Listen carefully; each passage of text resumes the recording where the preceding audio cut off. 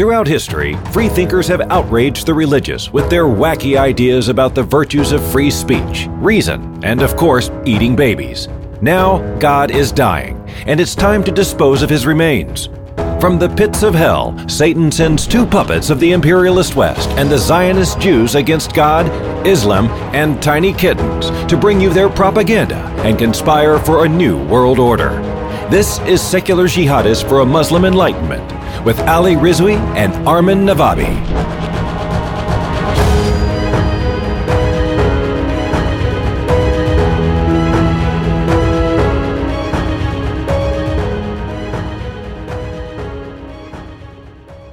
Welcome, everybody, to another special Ask Us Anything episode of Secular Jihadists for a Muslim Enlightenment. A couple of things I want to get through. Right, first of all, my name is Ali Rizvi, and with me is Armin Navabi. You guys all know.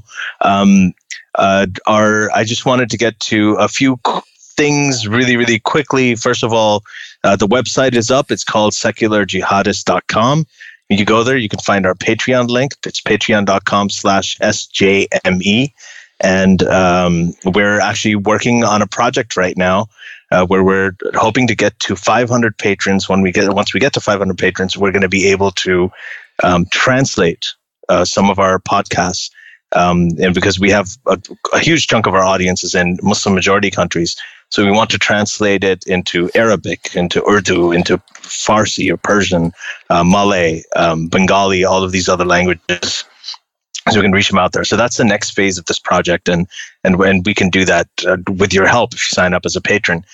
If you can't sign up as a patron, you can't donate financially. First of all, you can do that for as little as a month. If you go there, you basically have a payment per episode, and if you can set a monthly maximum, so it won't go over that. It gives you that option. But if that's something that you don't want to do, that is perfectly fine. We still want you. We still value you just as much as anybody else. So share, tell your friends about it, put it on your social media timeline, whatever you can do to help, and go to iTunes and give us a rating. So those are all things that you can do to kind of help if you find this podcast of value. Anyway, I have to get that out of the way. Great. So we're going to be taking this as a public thing. So we're going to be taking questions from everybody. And we're really looking forward to it. There's a lot that's happening that we want to talk about. I want to start by not congratulating. It's kind of a somber thing, but I want to, give kudos to Armin because he was right. So a little while ago, we talked about Mohammed bin Salman, the Crown Prince of Saudi Arabia. And this is around the time he was being lauded for all of the reforms that he was doing about letting women vote and letting women drive. But I said I was cautiously optimistic because Raif Badawi was still in jail. He wasn't doing anything about political prisoners. He was still bombing Yemen. But Armin was completely on the ball then. He said right there, he said, this is all bullshit. He's still doing these, horrible humanitarian atrocities in Yemen. And he did not see anything good coming out of it. And now with this, just this gruesome incident of the assassination and the killing and dismemberment of Jamal Khashoggi, the Saudi journalist who was in exile and who was critical of the Saudi government. Now that that's happened, it's just it's pretty clear where he's at, and I think the whole world has taken notice.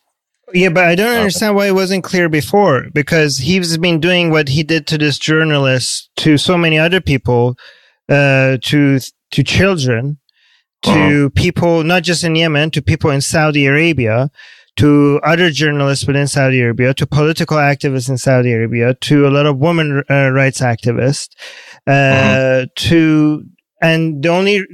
the thing is, this shows how different the way of people's thinking is, how it's based on emotion rather than actual suffering and harm, right? Like, think about now the whole world is like turning on bin Salman and telling, oh my God, this guy is so horrible. And yeah, killing this journalist was bad. But are we seriously, like, how was this not an issue when he was killing innocent civilians in Yemen? Yeah, that's a conversation. Saudi activists, right? Yeah, that's a conversation I had with someone just yesterday. I was thinking, they're like, wow, what he did was terrible. I'm like, well, the thing is, we've been talking about Raif Badawi now for years and years and years since he went into prison. Chrystia Freeland are, in Canada, and Justin Trudeau, they actually came out, they went into a huge controversy, and Saudi Arabia broke off diplomatic ties with them because they started arresting the women who had fought for the right of women to drive, the same women who had been fighting for that for years. He's thrown them all in jail, and now he's trying to take the credit for actually giving women that privilege. He's been doing, and then of course there's a Yemen issue. It's strange that after everything terrible that the Saudis have done, essentially forever, not to mention the 9/11 attacks where 15 of the 19 hijackers were from Saudi Arabia, all of this, and then now this is the incident, and as gruesome as it is, obviously it's a horrible thing that they did, but this is the one that's actually making people take notice. It's pretty obvious why. I mean, obviously because first of all, it was on foreign land. It was it wasn't in Turkey. It was inside a consulate. It was a journalist that was active in the United States and other countries, so it was known to Western. He's a permanent resident of the US. Yeah. Yeah. It was. The story is interesting. It basically makes people more interested in the story because he went in and people are interested in a detective story. It just shows to you that it's based, like, the news is not based on what's important at all, or people don't pay attention based on, like, you could kill millions of children and people are like, oh yeah, war, whatever. And then you have one, I'm not trying to make it seem like the death of this person is not an issue. Obviously that's fucked up, right? And obviously it's important. But I'm just saying, yeah, you have one person walking into a consulate and getting killed. And now the whole world is against Saudi Arabia compared to millions of children where nobody gave a shit. Not only did they give a shit, they funded it. They supported it. They sold weapons to Saudi Arabia knowing it's going to be used for it. And I don't know, like, the amount of care and attention we give to things is so off based on what matters. I don't know. I mean, to be fair, it's been better than like 1,000 years ago. Like, we're moving in the wrong direction, but we're so far away from where we need to be. It's just, I don't understand. Anyways, let's go to live chat, everyone. But unless you wanted to add something, you're muted. Yeah, sorry. I wanted to tell you guys I'm going to actually be in the description of this. I'll be posting 2 articles that I wrote. One was actually in, I think, 2009, 2010, and which was essentially about Saudi Arabia. It was called "How We All Bow to the Saudi King," and this was after the Obama controversy, where people said he bowed to him before Bush held hands with him. Trump bowed to him and accepted a medal and all this stuff. So we'd been writing about it then, and then the second one is one that I wrote for CNN. Which is called "How Has the World Bought the Saudis?" How Saudi Arabia bought the world's silence. It was something like that. It was after the Raif Badawi flogging in 2015 and the Charlie Hebdo killing. So I'll be posting that for some of you who want to know how this dialogue has been going among people like us, just ex-Muslims or people who grew up there, and how we've been discussing Saudi Arabia for a long time, and it seems like people are waking up. And I think that the oil dependence isn't as serious an issue as it was before. And I want to make this really important point before we go to the live chat. It's not just oil sales, it's arms sales as well. It's arms sales. But the reason that there is that connection with Saudi Arabia, with a lot of Western powers, is because a lot of the West is dependent on Saudi Arabia for oil. And if they make Saudi Arabia angry, it would really, really hurt their economies. So this is why I think that when we talk about clean energy and renewable energy, and we talk about that as an environmental issue, it's not just an environmental issue. It is a national security issue. Like the fact that we're still dependent on oil from Saudi Arabia, and I know it's decreasing, but the fact that we're still dependent on oil on Saudi Arabia for the oil, this is the reason they're able to export all of their ultra Salafist terrorist ideology, and this is the reason they're able to get away with a lot of these really horrific crimes. What? I want people to make sure that they understand. one silver lining for having Trump as a president is that he just says things, and it was so amazing to me that he just came out and said like, yeah, this could be an issue, but hey, Saudi Arabia buys a lot of weapons from us, and we can't say no to all that money. I'm like, holy fuck! Like, so now we know, and he's not the first one. We always knew, but I've never seen a guy actually say that. I've never seen the president of the United States actually coming out and actually saying that. He's amazing. I mean, to everybody. Like, yeah, they might have killed it, but they gave us a lot of money for arms, and we just can't say no to all that money. They just basically said it. Like, okay. This thing with, I mean, especially with Trump now, people are giving him a lot of flack, and I can't stand Trump, as most of you know. But honestly, all of the other presidents, Democratic or Republican, before this, have kissed Saudi ass for decades and decades now, right? Mm-hmm. And the thing with Trump is that he just brought it out into the open. And it's amazing that he said he saw Putin. He's like, well, Putin told me. He looked me in the eye and he said that I did not meddle, so I believe him. Saudi Arabia, I spoke to them and they strongly denied it, and I believe them. But when it comes to like Blasey Ford, he's like, no, I don't know. It's a con job. So it's fascinating how Trump works. As long as it's men in positions of power, he will believe them. Otherwise, he has Did he compare it to Kavanaugh? Yeah, he compared it to Kavanaugh. And Kavanaugh must have been thrilled about that. He's like, yeah, Kavanaugh was guilty until proven innocent. Now you're doing the same thing with the Saudis. Kavanaugh must have loved the fact that he's throwing him in with MBS. Well, I mean, I don't know about that, but I'm hoping that what Trump is doing, because that the anti-Trump hatred is so much, people are now going to pay more attention to Saudi Arabia because of what Trump is saying. So, I mean, it's not the best way to do it, but I'm hoping more people now pay attention. But yeah, let's go to the live chat. Let's go to the live chat. So we have a lot of people here already. Thanks everybody for joining. Zane is asking, many in the secular community like to point out how irreligious Europe is. How come Poland is more religious than other European countries? That's a good question. Yeah, I don't really know that much about it. It might be. This is a guess. Somebody could correct me if I'm wrong. Christianity was seen originally as a force against communism, and now it's being seen as a force against Islam. Yeah, that's possible. I think that and so Poland has a history of kind of, especially with communism. So this is kind of interesting. This happened, like the U.S. was always very secular. In God we trust didn't appear on the money until... Again, in the U.S. was also Christianity had a huge comeback as a force against communism. They did. So with the rise of the Soviet Union, I mean, even in the Pledge of Allegiance, when they added under God in the Pledge of Allegiance, that was in the 1900s.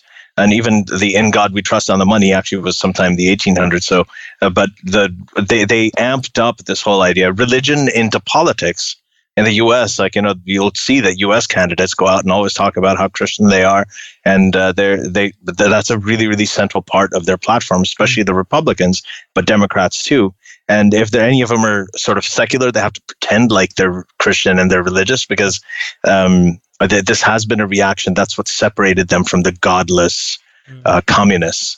So, and actually, if you look, and this could be completely off, but you guys could correct us if we're wrong. If you look at Eastern European countries, they had more of a communist threat compared to Western European countries, right? So that's why maybe Christianity was used as a force against communism. Like with Stalin. Because it was closer to Russia and everything. So maybe Christianity was used as a force against communism more in Eastern European countries than Western. But again, correct us if we're wrong. This is just a hypothesis. Hypothesis. Yeah. Hypothesis. Yeah. So Zara K, our most recent guest, which is getting that episode, by the way, Zara, is getting a lot of really good feedback. So we're really happy to have Ali, you on. We need to add links. Ali is in charge of adding links and stuff. Zara, can you send the links that you want? Yeah, she did, and I have to add them, and I will do that, and I'll do that Facebook introduction we talked about too. Okay. And yes, I did get a haircut, and it was a way for me to lose 2 pounds, considering what my hair was like before. So, yeah. Okay. I don't know if it's working though. Then Beej is sorry guys, I'm just going to go through the questions. But wait, Renzo is saying The anti-communist resistance in Poland led to a revival of Catholicism as a reaction to Soviet state atheism. So yeah, that's what we were saying. Yeah. Okay. Yeah. Thanks, Renzo. Good guess. Yeah. Then Jimmy is saying Armin is always right. Alhamdulillah, Armin. So, yeah. Not always. And then, yeah. Thank you. And Renzo is adding to that. He said in other countries in Eastern Europe, like East Germany, Czech Republic, state atheism was more widely accepted and internalized. What's really interesting is that the only country ever in history that had, like, the Soviet Union and all these communist countries, they just didn't allow religion. But there was one country in history that has actually enforced state atheism as a state policy specifically, and that's Albania, which was actually over 90% Muslim, which is fascinating that the only country in history that actually had enforced atheism as a state thing was a over 90% Muslim country. That's, if you guys want to look that up, you should look it up. It's actually a really interesting story. Mars is saying there was an awful video clip of Louis Farrakhan making a comparison between Semites and termites. Can you give us a lowdown to who this twit is and how he became prominent? I saw a tweet, somebody talking about it, but I haven't looked into it much. This is quite recent. So Louis Farrakhan was part of the civil rights movement, and he ran the Nation of Islam. So there's in the black community in the U.S. There was this figure Elijah Muhammad, and he brought a lot of black people to Islam, and Louis Farrakhan was one of them. Muhammad Ali was another. But Louis Farrakhan was, even though that time he was revered as a civil rights activist, he tends to be, because he's obviously very religious, he tends to be extremely anti-Semitic and very racist as well. I mean, he talks about it's not just a matter of, he does the same thing with white people that white people had done with blacks for a long time. I mean, not in terms of enslaving them, but just in terms of the virulent hate that he has for them. So Louis Farrakhan is just somebody that. Go ahead. No, I've never seen termite used as an insult before. Is that normal? Like, we should invent new ones. Like, is it anything that is not human or insects can be used? We should call somebody ladybugs. These people are just ladybugs. Yeah, that might be.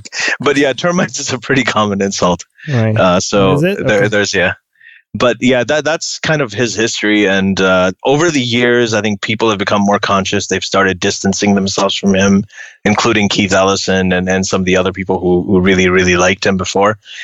He tended to be a hero, but now as the society is becoming a little bit different, his kind of rhetoric is just not sustainable anymore in this world. And he hasn't really made any attempts to modify it. But yeah, he's a bit of an asshole. He's essentially like the KKK in reverse. Now, Aditya is asking, what are your thoughts about Mufti Abu Layth? Do you know who that is, Armin? No, maybe if I see a picture of him. Hold on. Oh, you're a face guy? I'd have to look him up. Yeah, I'm a face guy. I don't know. Okay, let me see if I can... Oh, wow. When you write Mufti, that's the first name that comes up, so he must be famous. Yeah, so we haven't... I guess we haven't... This guy doesn't dress like a Mufti. That's a weird kind of Mufti. Yeah, so I'm seeing some videos here. Does masturbation invalidate the fast? Okay, so he's apparently a guy who gives fatwas online, it seems. We should do some video reviews on some fatwa on tattoos, fatwa on... Yeah, no, I'm actually... I don't know him, Aditya, so but I'll look at it and I'll see what he's up to, and then we can probably comment about it. Yeah. After that, Jimmy's saying media is so fickle. Some people's deaths are more important than others. Yeah, and this is also, they've done experiments, and I know Paul Bloom has talked about this, where when you have one person as the target of anything, then it generates a lot more empathy. So they've done studies where they had, sort of one girl who had leukemia, and they asked for donations for her, showed her picture. Everybody sort of looked at her, related to her, and they sent loads of donations. And then later, if you ask them, they're like, okay, there's a group of 10 girls and they have leukemia. Can you donate to them? People would pay a lot less because they can't relate to groups of people as they can relate to individuals. So sometimes when you have this is a point Yuval Noah Harari makes, and I think he's 100% right on it, is that whenever you have an individual, whenever you have a story, there's a story behind something, then people relate to it more emotionally. So why can't we go to Yemen and find like individuals and like highlight their stories? That's what we need to do. That's, and I've mentioned this before here a lot of times, that people actually emotionally connect with stories. And when they're emotionally stimulated, that's when they actually rise into action. If you give them stats, they're like, well, this percentage of this thing is like this and blah, blah, blah. They're like, oh, okay, all right, just stats. They process it cerebrally. It's more of an intellectual processing. But when they hear a story, they process it emotionally. And that's when they actually rise into action, right? And they get together and they do something. So this is something that I remember we talked to Jerry Coyne about this. We've talked to sort of Steven Pinker about it too. And, about the importance of stories and whether we should bring that as an element of the secular movement also, since we tend to speak very rationally and cerebrally about things. So I think there may be some value in that. I think that's a really good idea, Armin. If there's somebody who can go there and they can tell, they can bring about the story. To be fair, there are journalists right there underground risking their lives trying to document everything, right? It's just that when they post stuff, it doesn't get as much coverage. I think maybe somebody should go follow one person's life through in Yemen and just make a documentary story of it. I don't know. Yeah. And a lot of times it doesn't even have to be real. I mean, there's many times like Stalin used this technique, Hitler used this technique to do that. They would pose with like one kid or one, and they'd try to get nationalist sentiment, rising. Island Kurdi, remember Island Kurdi, the little kid who was washed up, this refugee who was washed up on the Turkish shore. That one kid, that one image is responsible for an entire, the European Union, completely turning on itself. Just that one picture. It did.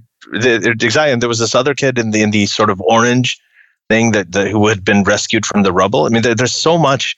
Like these singular stories have a huge impact, and I think that it would be great if you guys know any journalists who are working in Yemen, that kind of storytelling. I know one. I have a Yemen list.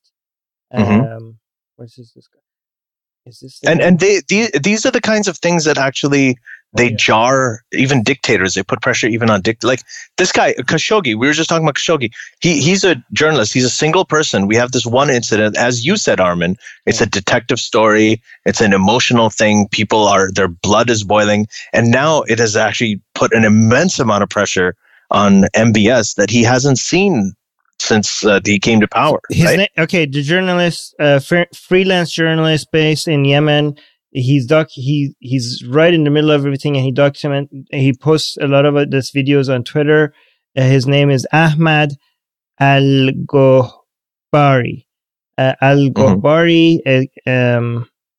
So maybe we should. I'll put a link to his Twitter account in the live chat as well. Maybe you could link in later to in the description. Yeah, we can probably reach out to him. We can talk about how. Oh yeah, we should invite him on the podcast. Maybe. Yeah, well, my day job is actually in communications. I work in medical communications, but this is something that we talk about quite a bit. So this is something that I think it'd be good to work with people over there on, in terms of not only reporting the story, but how to tell the story. And I think that's very important.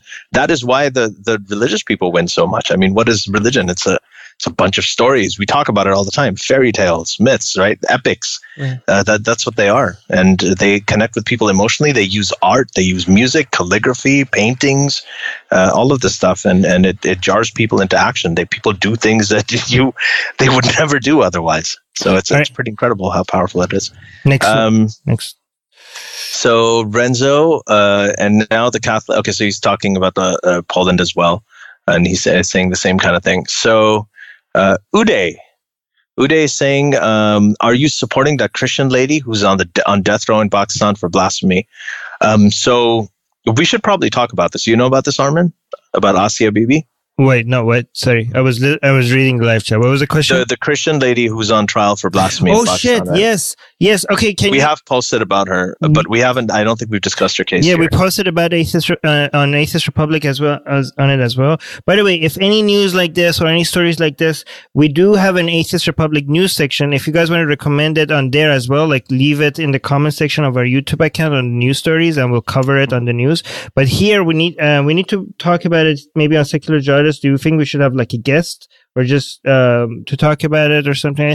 I mean, I don't know. Mm-hmm. What do you think? Yeah, I actually, I do have a potential guest who could come on. I'd have to ask him if he's okay with it.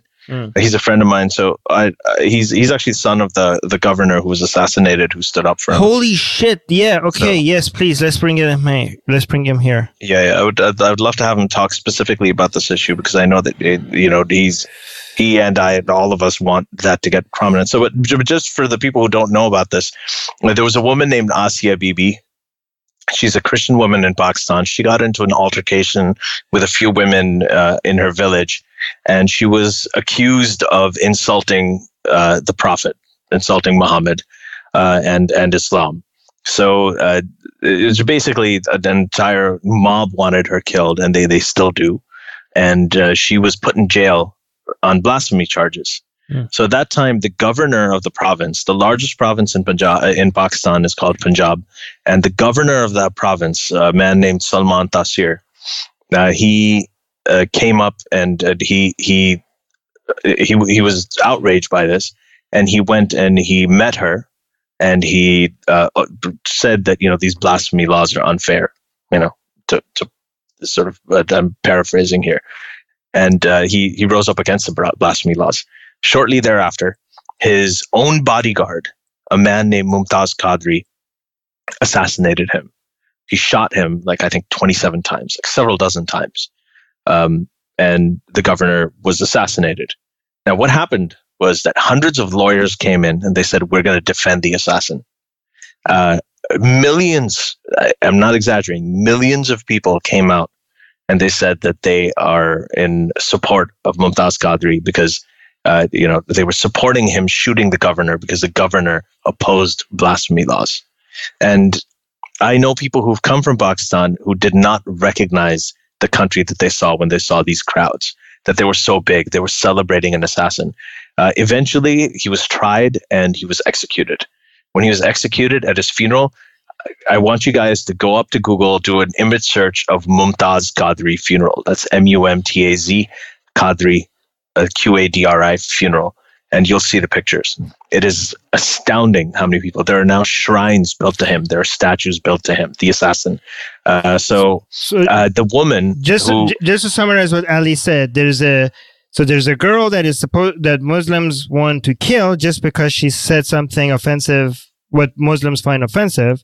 In Pakistan, a lot of Muslims want her to. She's been in jail for 8 years now. Yeah. So now she's on death row just because she said, what did Muhammad do for humanity? That's all she said, right? And she's on death row right now. So there was one governor that said that we should have mercy on her. And because of him saying that, his own bodyguard killed him for saying that we should have mercy on this little girl because she said something that didn't harm anybody. Her bodyguard, and the bodyguard is now celebrated as a hero. And when he was killed, people came, hundreds of thousands of people showed up to worship this motherfucker. And where he's buried is now turned into a fucking shrine, right? That's the world we're living in right now. As Ali said, go look at the pictures. You can't believe how many people showed up to celebrate this man that killed a governor that was trying to defend an innocent woman. Yeah, it was pretty incredible. So, I will put up the links in the description too. I made a note of that. So that was the story. So Asia Bibi was a woman initially in question, and recently last week, she was tried. And this is sort of the last chance where the Supreme Court had to decide whether she's going to be executed for blasphemy or whether she was going to be let go. And what they did was they deferred the decision. Now. And that's all she did, right? So basically, she went to get water from a well, right? Yeah. And the Muslim woman there said, like, no Muslim woman, nobody could touch this water well as well, because she's not a Muslim, and she touched this water well, and this was supposed to be for only Muslims. And they said that she needs to convert to Islam or something if she wants to keep getting water from that well. And she responded, "What has Muhammad ever done for humanity?" And it was a question. It wasn't even a statement. And she got into that. Was enough for her to get into all this shit. Yeah. So I think that this is a crazy case. And then last week, as I said, the Supreme Court in Pakistan deferred the case. They said, we're going to make a decision later. So she stays in jail. And that's a relatively heartening decision, only because if they release her from prison, she's dead. If they release her from prison, the mobs are gonna come. They're gonna lynch her. Right. There are loads of lawyers. There's a lot of law enforcement that favors the mob in this. They're part of the mob, so their security just can't be guaranteed. So hopefully they're keeping her in prison to keep her safe, and then hopefully they'll send her out into some other country where she can live in exile. But right now, that's the situation. So B just correcting me in the live chat. What she said is actually this: who has Muhammad ever saved? That's what she said. Yeah. Okay. Allegedly, right? So, but who cares? So all of the stuff. Who cares what she like? Even if she did or not. I mean, it shouldn't matter, of course. But even. We also. I want to do fuck Muhammad. Like, who cares? Like, oh fuck. Oh my God. It's not something you should be killed for. I wanted to give. We had a previous episode with actually one of my favorite episodes that we did was with Rafia, who is a Pakistani American woman whose husband, who lives in Pakistan, kept her child separated from her for 8 years. Her daughter, and now they're reunited, thankfully. But he part of what he did was he used Pakistan's blasphemy laws to keep her separated from her daughter in the courts of Pakistan, and she had to.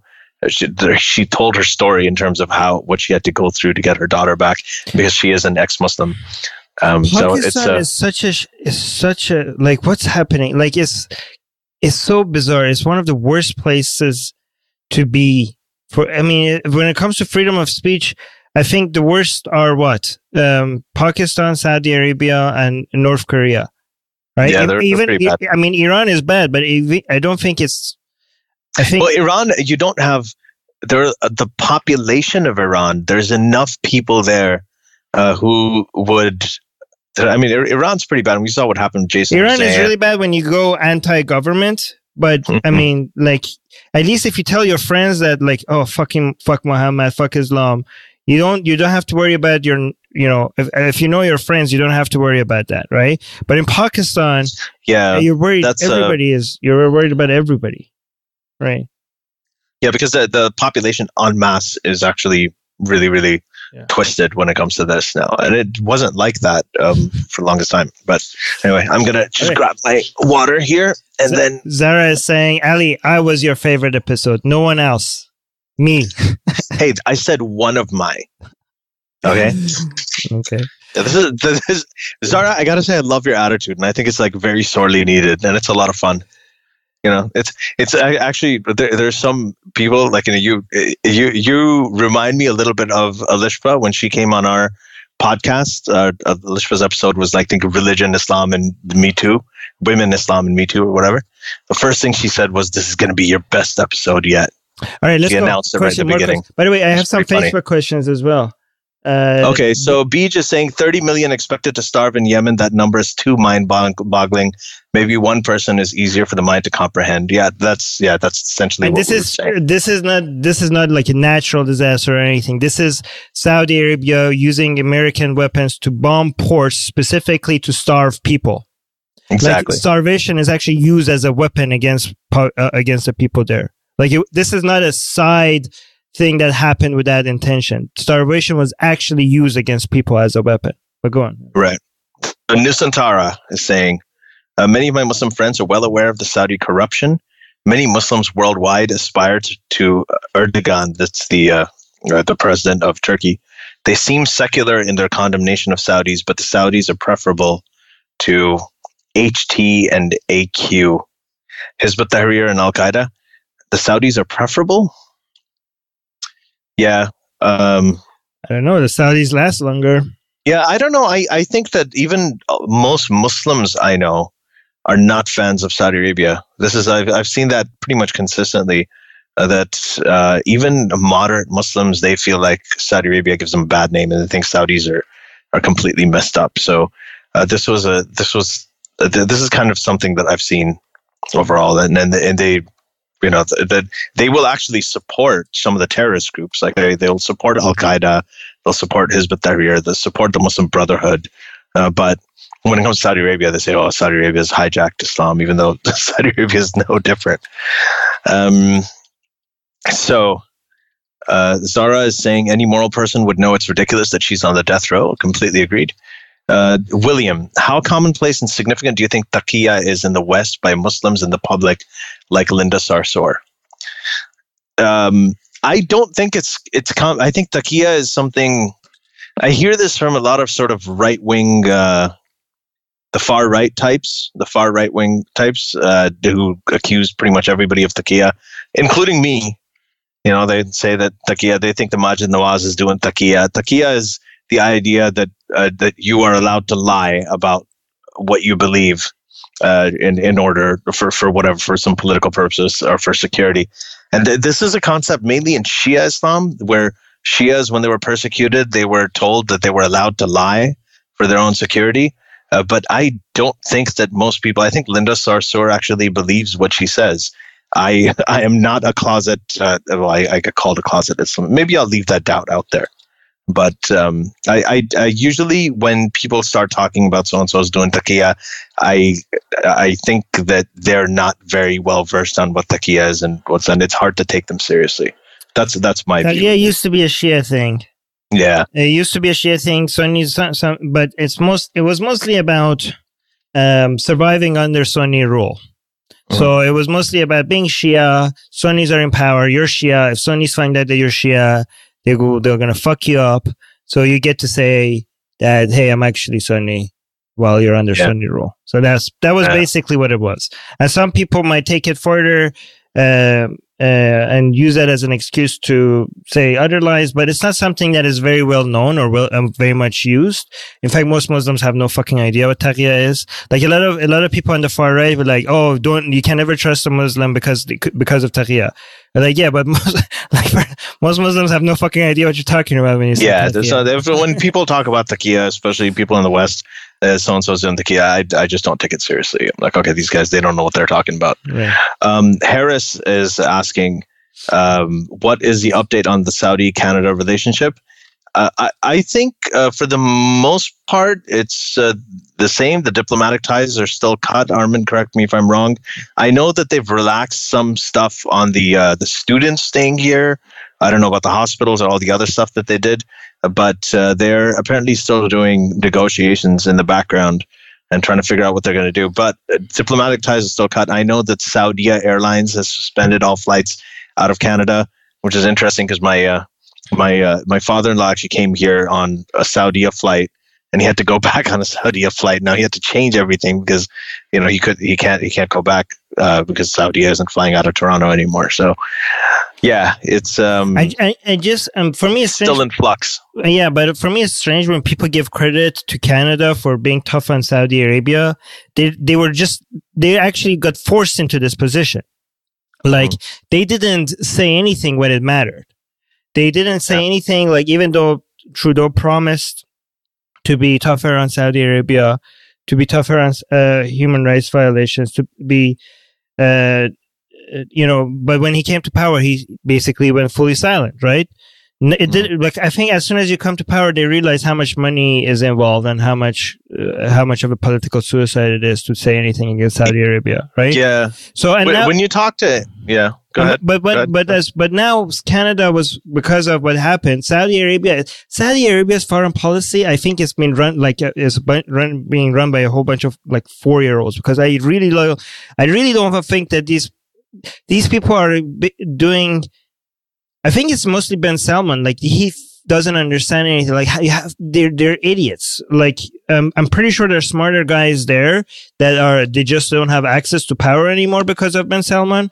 But they basically forced Canada in a position to take a tough stance against Saudi Arabia. And now people are like, yay, congratulations, Canada. Finally, somebody's saying something.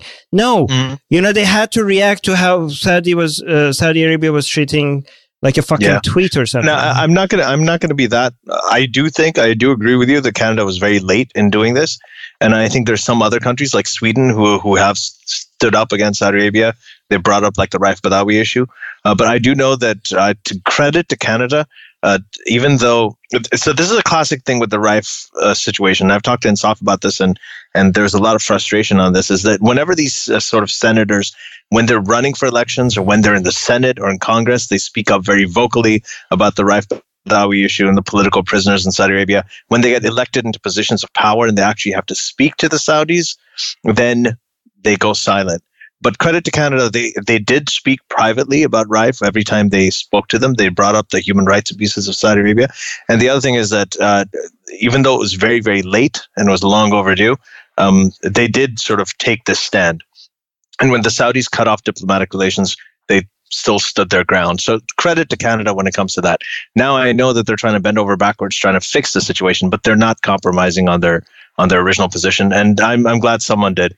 What the weak guy in this, and I think that the thing that sort of led to the Khashoggi killing as well, is that when Canada did this, the U.S. essentially threw Canada under the bus. They're like, well, they're both our allies, and we're not going to get in the middle of it. That's basically what the U.S. took a neutral position between Canada and Saudi Arabia. They took a neutral center of the line position. And when they did that, I think, and combined that with Trump's sort of excusing of Putin and all of his like the way he fawns over world dictators, and Jared Kushner going out and becoming really good friends with MBS and them sort of promoting him. I think that had a lot to do with MBS thinking that he was invisible. He could get away with everything. Yeah, that guy, everything he has done foreign policy wise has been great for Iran, he knows they bad can. for Saudi. No, they can't. Like everything he's done has fucked him over. What he did No. I'm saying that he knew that he could. He knew that he could, and he'd get away with it because there's no red lines. It's like when Obama drew that red line. Then he didn't see the red line. He didn't know there was a red line. Okay, let me count it. Right? Let me tell you the fuck ups. Right. The thing with he didn't keep pushing even when the move against Qatar really fucked them over. They thought the United States is going to come support them. At first they did, but then they were like, okay, cut it out, right? And it really made Qatar much stronger than ever before because of what they did, right? The move they did in Lebanon for kidnapping the fucking prime minister, right? Yeah. That was such an embarrassing thing. That was horrible. They managed to do the impossible, which is uniting the Sunnis and Shias in Lebanon against Saudi Arabia. That was impossible to do. Saudi Arabia managed to do that. When it comes to war in Yemen, they thought this was going to be an easy win with all the weapons that they have, with all the technology that they have. They can't defeat Houthis, which is like a fraction of the military power of like something like Hezbollah or Iran, and they can't defeat it. It's been 3 years, and they are desperate. They desperately need money, and they've been wasting so much money on Yemen, and they can't just quit because they can't accept defeat. Their ego and their arrogance does not let them leave without actually a victory. And Iran loves it because it's becoming a money sunk for Saudi Arabia right there, right? At a time where they need so much money and they're losing so much money. Now the fourth thing is this fucking stupid blunder that they did in their consulate in Turkey, which is gonna. By the way, we got a super chat by Uday. Thank you so much, Uday. Do you want to? Yeah, Uday saying I thought your yesterday's guest was very wrong on India. Criticizing India/Hinduism is fine, but he was very wrong on several facts. So we had Zubin Madden yesterday, and that episode's going to be out in a little while. It is available for patrons on our Patreon site.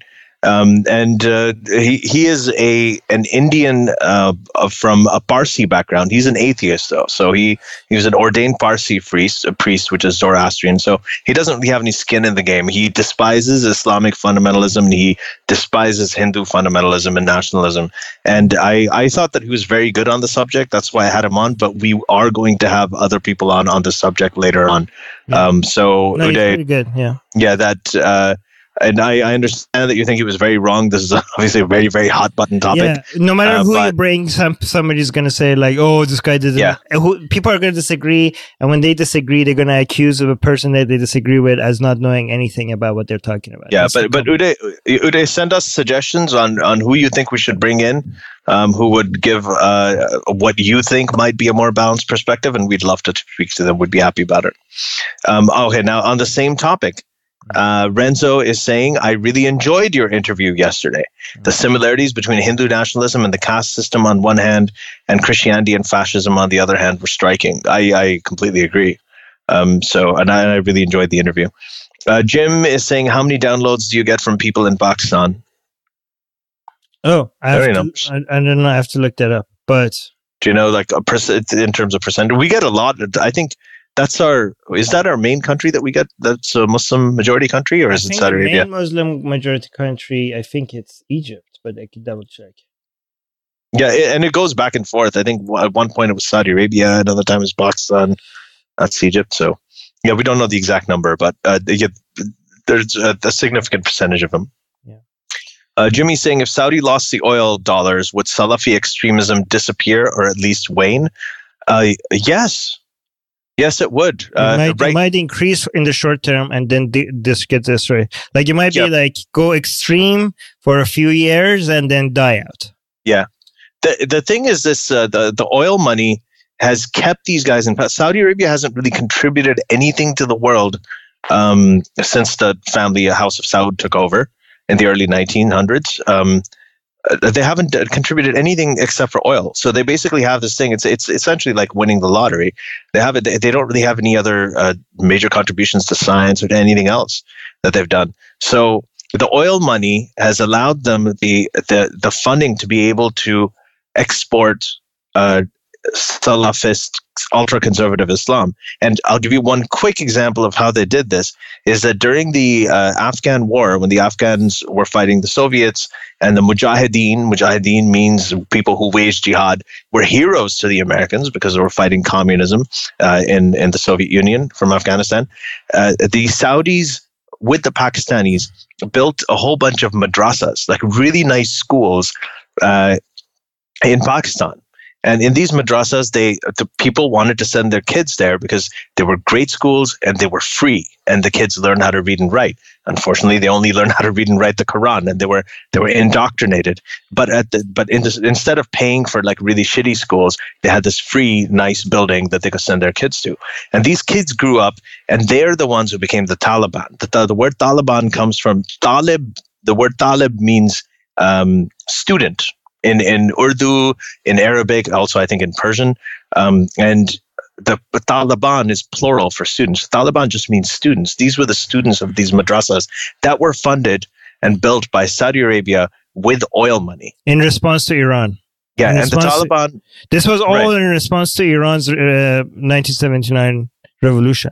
Right. On the other hand, you had Osama bin Laden, who came from one of the wealthiest families in Saudi Arabia, the bin Laden construction family. And so you had these jihadists that came in. He brought a lot of money with him. And that is what ultimately helped the 9/11 attacks happen. So this kind of stuff, this is why I say that, you know, oil and all of that, I do think that it's important to keep all of that running as a transition, but eventually renewable energy and clean energy and getting off oil is a national security issue. It's not just an environmental issue. It is a national security issue. It is an anti-terrorist, counter-terrorist measure to get off of oil. Right, Billy, okay, so Billy, we got a super chat from Billy B. Yeah. Thank you, Billy. Yeah, thank you. Oh, cool. And he's saying, have you guys seen the channel Islamic Pulse? No, I haven't, but... I think I have. Have you? Maybe, I think I'm going to check. Islamic Pulse. And what about it? Do you want us to review? A Aziz is saying Ali Rizvi is on point here. Thank you. Let me try. And then channel. Okay, I'm gonna subscribe to the Islamic Pulse channel and see if there's anything worth reviewing. Cool. Yeah. Yeah, we'll do that and we'll discuss it next time. Thank you, Billy. Aziz is also saying he's got a book recommendation by Juan Cole, or an article recommendation, it seems. Why a U.S. divorce from Saudi Arabia would be good for us and them. And I'll see, I can't really copy and paste it here. So that's juancole.com. The article is called Why a U.S. Divorce from Saudi Arabia Would Be Good for Us and Them. So go ahead and check it out. Okay, the Islamic Pulse channel apparently is Shia propaganda. So I'm now very interested in that. So I'm going to use it. Yeah. All right. Thank you, Billy. If there's one thing that Armin needs more of, it's Shia propaganda. So, okay. All right, Matt is saying this is sort of an Islamic conspiracy theory. There's a hadith about the mountain of gold, which is oil, and why it's haram. It's a prediction hadith. It's pretty interesting. Oh, I actually didn't even know about that. I recently found out about a hadith from the Apostate Prophet channel about Muhammad warning about the Jews. And he said the Jews will be in Isfahan, right? The Jews will come from Isfahan, and they're going to be wearing Persian robes and stuff, right?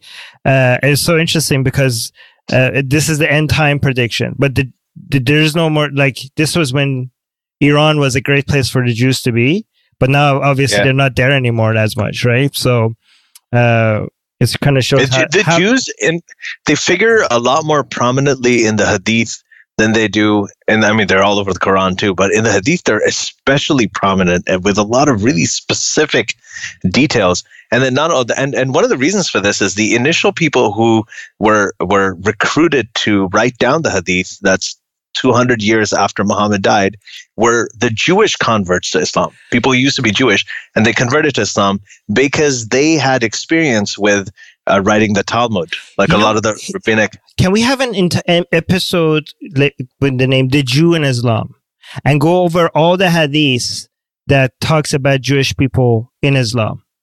I'd be really interested in talking about the Judaism and Islam, where they Jewish people. Jewish people in Islam, the hadith that says that the Jews are hiding behind the trees and the stone, and the trees are going to say hey, there's a Jew hiding behind me. Muslims come kill him, right? We should go. Yeah. We should talk.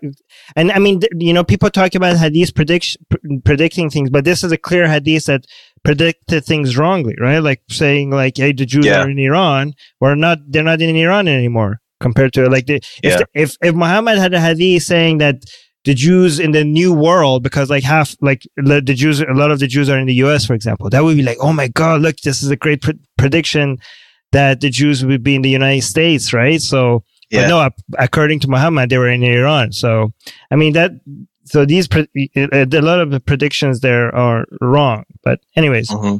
It would be kind of interesting because in the hadith is also where you see a lot of Jewish things that are not in the Quran, like circumcision and stoning to death for adultery, that they end up in the hadith. So it's fascinating looking at the history of it and what role the converted Jews played in it, or just regular Jews. Now, next question from Shiraz: if a Muslim is ordered by his parents to divorce his wife, is he supposed to obey them? So this is actually, I'll tell you how this question goes. You have rights that are given to you by Allah, and you have rights that are, and there are other things, sort of your obligations to the people around you, like your parents. The rights given to you by Allah are supreme. So one thing quick example of this is, in Pakistan, when they first allowed polygamy, with polygamy, you have to take, Ayub Khan, one of the presidents, allowed, he said that you have to take permission from your first wife. And then this became sort of knowledge for a lot of Muslims. They started saying, well, Islam says you can only marry a second wife if you take permission from the first one. That's not true, because polygamy is a God-given right. So no government, no parents, nobody else can supersede that. If you want to, not even your first wife, if you want to take a second wife, that's your God-given right. And you don't have to tell anybody before you do it. And then there are other obligations. So it depends on if he doesn't want to divorce his wife, and if his marriage is his right from God, then no, he doesn't have to obey his parents technically. Okay. I have a cousin who I was roommates with for 3 months, or 3 years actually, who went to Qom to become an alim. Oh wow, Armin. So we had these discussions, and he told me all of these things. Interesting. Yeah. Okay, go. Next question.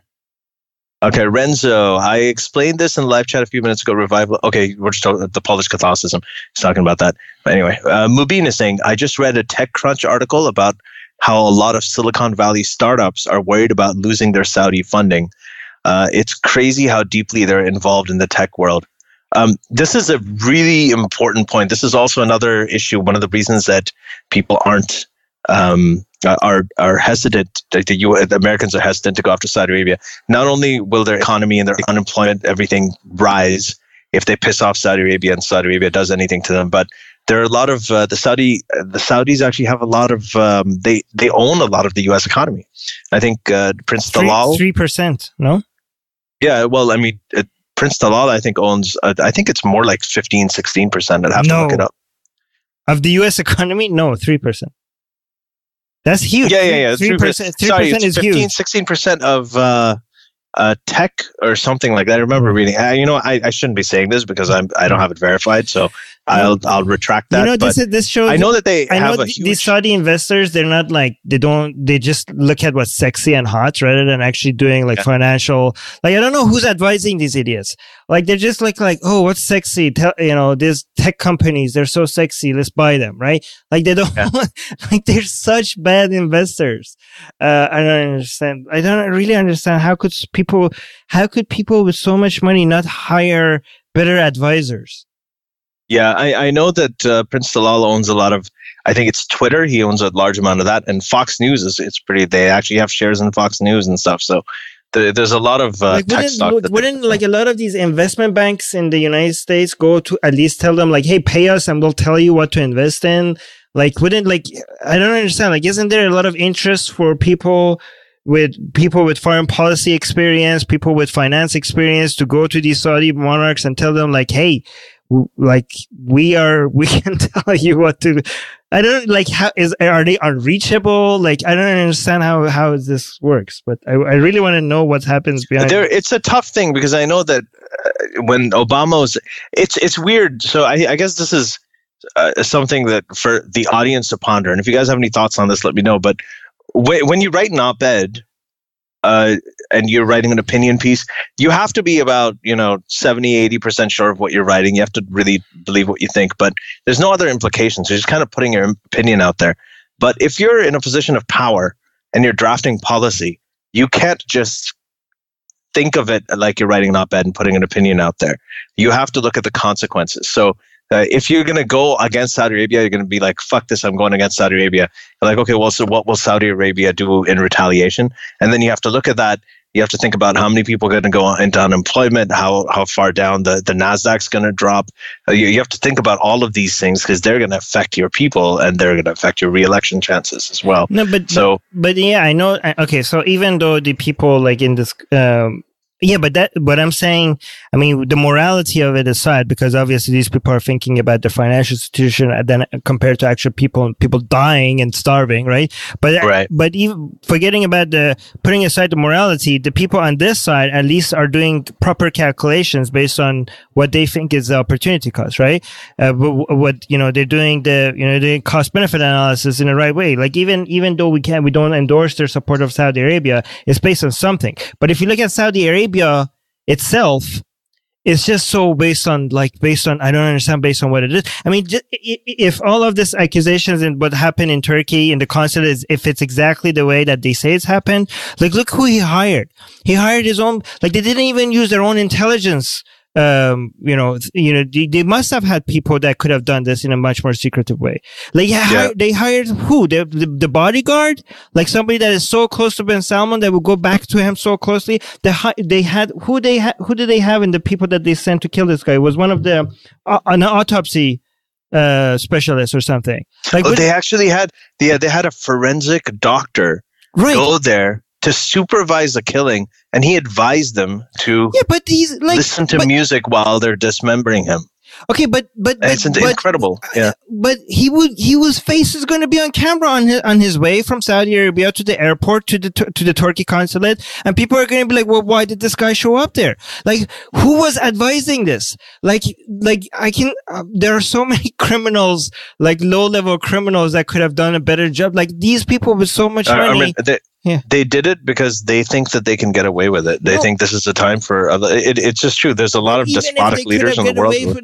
But they had the resources to do a better job at getting away with it. I mean, I don't understand. Yeah, I know. It's strange that there's audio recordings of it, and the whole thing is like I don't know what they were thinking. We got a super chat from Billy, by the way. Another one. Thank you. Another Billy. one? Yeah. Oh, I didn't see it. Hold on. It's a new one. Can you read it out? Isn't Saudi trying to get off a reliance of oil money? Yes, Billy, they're trying and they're fucking failing at it. I mean, good. I hope they fail at it. This is going to actually throw a wrench in that, because they were about to have a meeting. Mohammed bin Salman. Vision 2030 is not looking at all like it's going to be possible.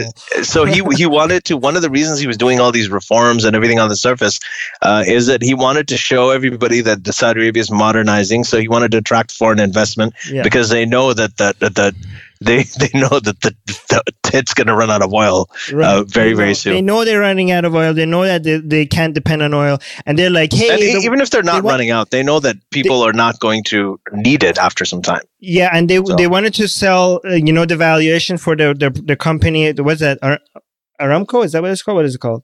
The oil company that they have, their valuation, they wanted to do an IPO, and now the IPO is stopping because they know that the valuation is not nearly as much as they want, and now it's going to go down. People are pulling out their investment. There's supposed to be a conference or something. A lot of companies are now pulling out and not going there anymore. This is great.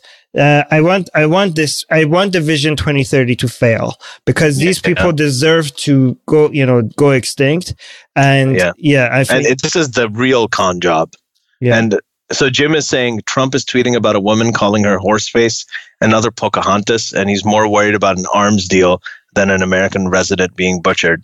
And I couldn't agree more. I mean, I don't think there's any, like, what he's doing is inexcusable. One of the reasons that the Saudis think they can get away with it is because he's gone around praising all of these dictators and these despotic leaders, saying, I believe them, they denied it, I believe it, Putin, I believe him, but he doesn't believe the people he should be believing are at home. I mean, it's just...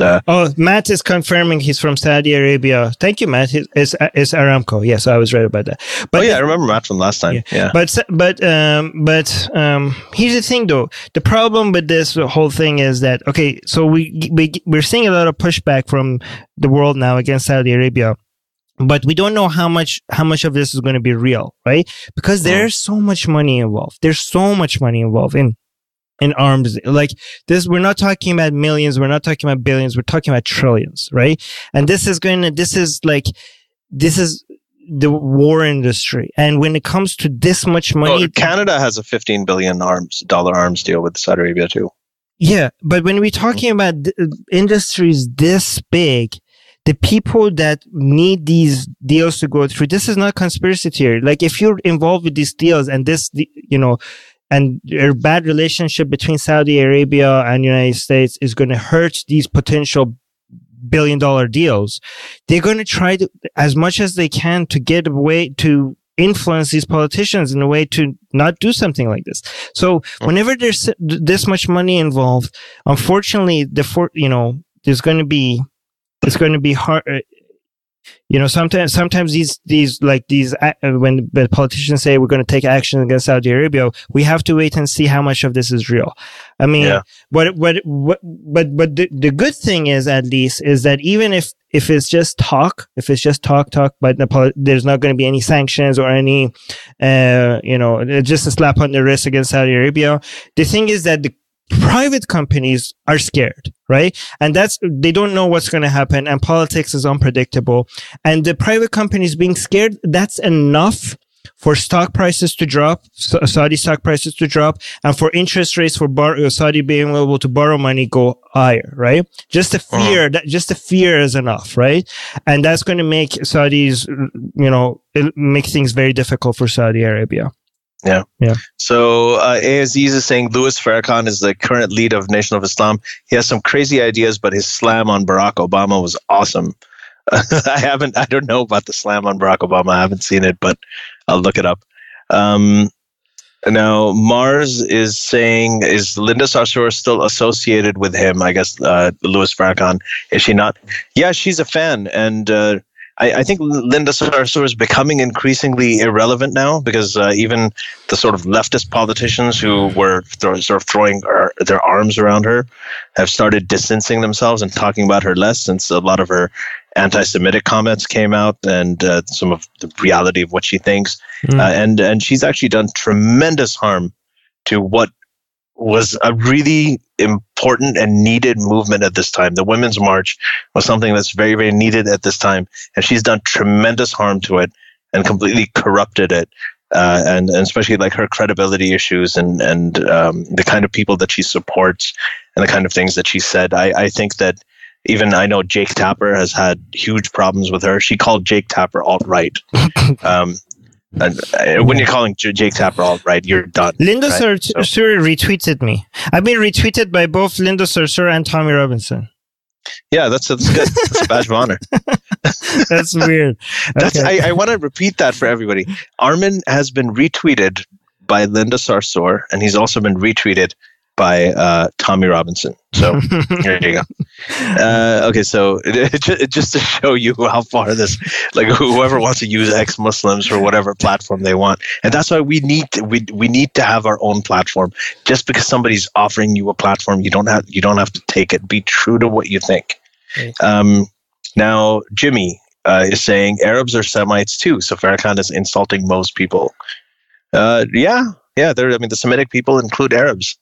Mars. Yeah, but here's the thing. Every time we say anti-Semitic, people are like, oh, you don't know what anti-Semitic means Arabs as well. So anti-Semitic is not just anti-Jewish. But yes, but the word anti-Semitic is now associated with Jew hatred. People know what you mean anti-Semitic.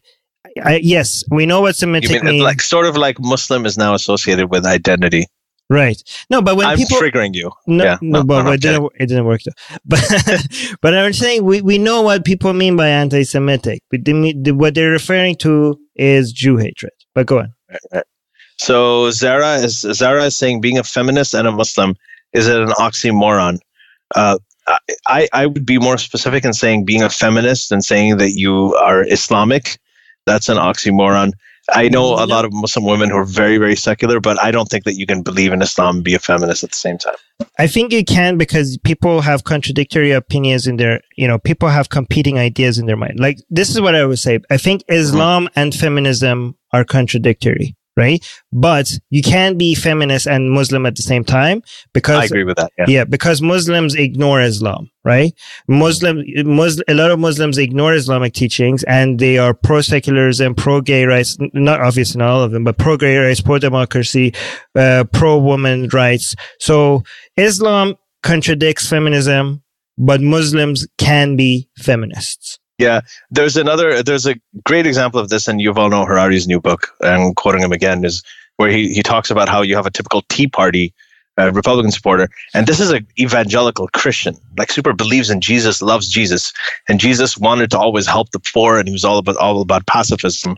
But this guy is totally against social safety nets and entitlements, and he is a contributing member to the NRA, and all of those identities exist simultaneously, because cognitive dissonance is that's just rampant in all human societies. It's just part of the human condition, it seems.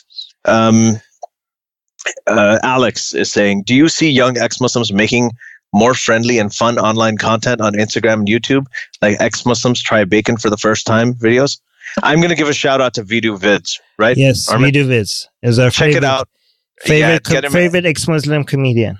Yeah, and we're going to be having him on this show sometime in November. So I've talked to him, and we just have to solidify a date for it. And as soon as I have that, I'll get it out to you guys. But yeah, he's really, really funny, And he actually does really good impressions. I mean, he's very talented. He's a talented sort of comedy guy. You know, a lot of people, and we need more of that. We need more ex-Muslims instead of just doing, and I know that they do talks and all of that's important, conferences, speeches, everything's important, but we need more people doing stand-up comedy and music and writing TV pilots and stuff like that. We need it because, like we said, storytelling is really, really important. It's just as important as the cerebral stuff. Okay, but a lot of people recognize Vidhu for his comedy, but they don't. I think he also deserves credit for a lot of the discussion videos he does because he's not just funny; he's actually very good. Oh yeah, he's also a very good interviewer. Yeah, he is.